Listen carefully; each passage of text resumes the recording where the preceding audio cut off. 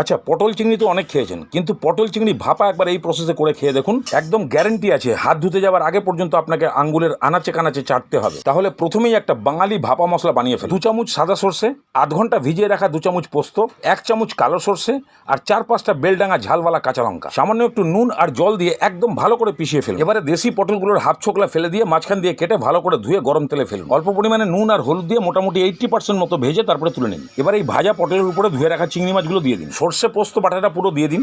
এবারে পরিমাণ মতো নুন, হলুদ আর কাশ্মীরি লঙ্কার গুঁড়ো দিয়ে ভালো করে একটু ওথল পোথল করে দিন। বাড়িতে যদি কেউ ঝাল বেশি খায় তাদের জন্য 3-4টে কাঁচা লঙ্কা আর উপরে দিয়ে দিন। সামান্য একটু সর্ষের তেল দিন, মাখিয়ে দিয়ে ঢাকনা দিন। এবারে গরম জলের উপরে বসিয়ে ঢাকনা দিয়ে রাখুন মিডিয়াম ফ্লেমে আধ ঘন্টা পরে একদম ঠান্ডা করে ঢাকনা খুলুন। মনে হবে যেন গন্ধতেই কত স্বাদ। কেউ হয়তো বলে বসবে আমি কিন্তু এই দিয়েই ভাত খাবো, বাদবাকি রান্না আমার জন্য বাদ।